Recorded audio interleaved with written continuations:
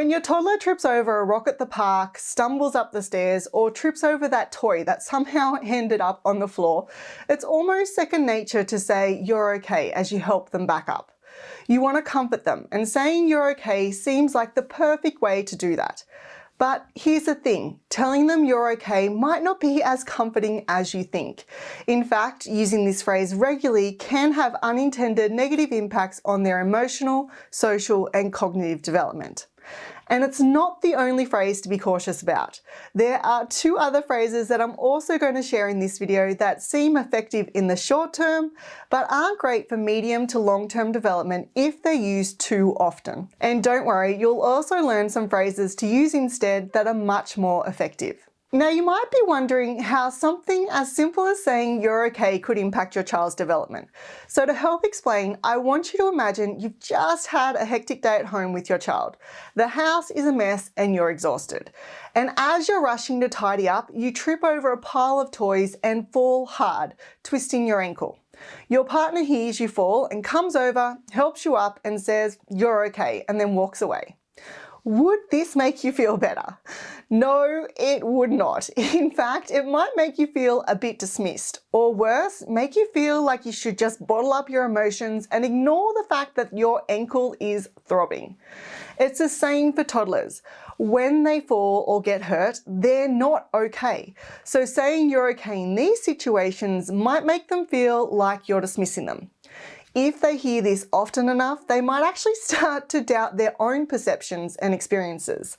They could begin to think, if I'm supposed to be okay, why does this still hurt? Moreover, when you say you're okay, you're not giving them a chance to talk about what they're feeling or helping them learn how to handle those emotions. Instead, you might be unintentionally telling them that it's not okay to show how they're really feeling.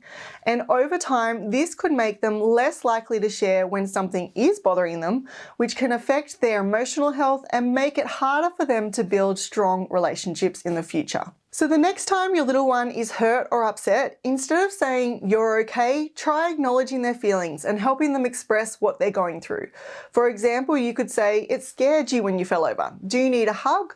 Or, "Oh, that really hurt. Would a Band-Aid help your leg feel better?" By doing this, you're showing your toddler that their feelings matter and encouraging them to talk about what they're experiencing.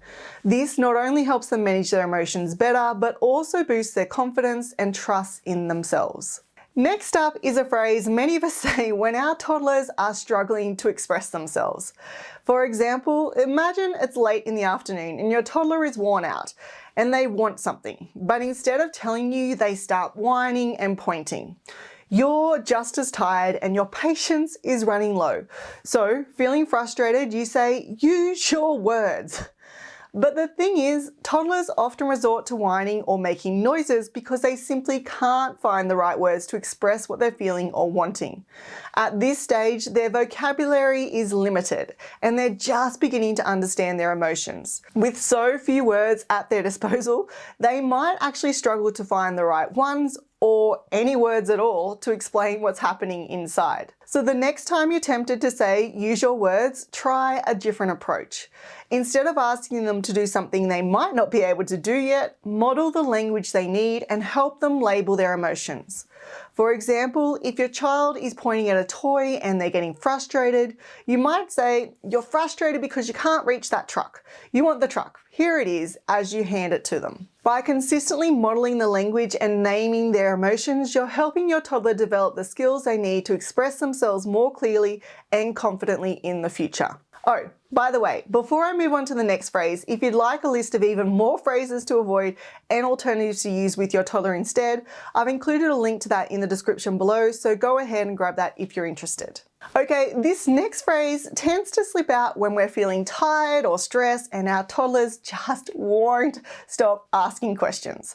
For example, you're trying to leave the house and your toddler insists on wearing their favorite rain boots, even though it's bright and sunny outside.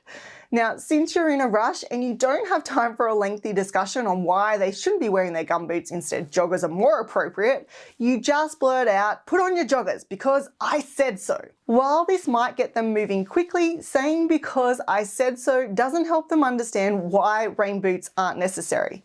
This can leave them feeling frustrated and might even make them more determined to wear the boots just to assert their independence. It's like if your partner walked into your house and told you that from tonight your child is going to bed an hour later than normal, and their only explanation was "because I said so." You'd probably feel really annoyed and possibly angry because you didn't get a say in the decision.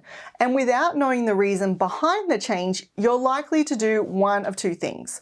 You might argue with them about the new bedtime, or you might not fully commit to it, and over time the bedtime might slip back to its usual time. It's the same with our toddlers. When we say "because I said so," we're not giving them any context or helping them understand why certain rules or boundaries exist. Without this explanation, they're left in the dark, which can lead to feelings of frustration and powerlessness. These emotions can build up over time, making them more likely to argue or ignore what you say in the future because they don't understand the reasoning behind it. Moreover, when we dismiss our toddlers' questions or curiosity with phrases like "because I said so," it shuts down the conversation and can have long-term effects on their development. This is because toddlers are at a stage where they're constantly learning and exploring, and a big part of that process involves asking lots of questions. When we shut down their questions with phrases like "because I said so," we're essentially telling them that their curiosity doesn't matter and missing out on an important opportunity to help them learn and grow. But it doesn't stop there. When a child keeps hearing "because I said so," they may start to feel like they shouldn't ask any questions at all. Without clear explanations or answers, they might begin to think that learning is too hard or they're not smart enough to understand things. And this can chip away at their confidence, making them more hesitant to try new things or ask questions when they're unsure about something.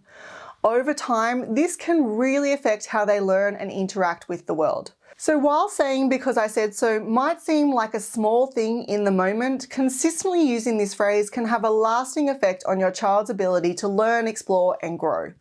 With this in mind, the next time you're tempted to say "because I said so," try to take a moment to explain the reasoning behind your decision.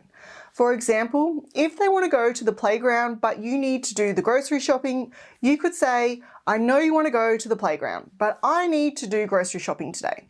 How about we go tomorrow instead?" Now, one thing I do want to mention here is that explaining your reason behind the decision doesn't mean that your child has to like it or be happy about it. They might still feel disappointed, frustrated, or even upset, and that's perfectly okay. The goal isn't to make them agree with you or to instantly change their emotions, but to help them understand the why behind your decision. This understanding is key to helping them learn how to manage their emotions, think critically about situations, and eventually make more informed choices on their own. Now, in those moments when your child starts screaming, yelling, or throwing themselves on the floor out of frustration at your decision, it's natural to want to calm them down quickly. And you might say things like, "I see you're upset," hoping it will help. While this might seem like the right thing to do, you might be surprised to hear that acknowledging your child's feelings over and over could actually be making things worse. So make sure you watch this video next to find out exactly how repeatedly acknowledging your child's feelings with phrases like "I see you're upset" might unintentionally escalate the tantrum, and more importantly, what you should do instead.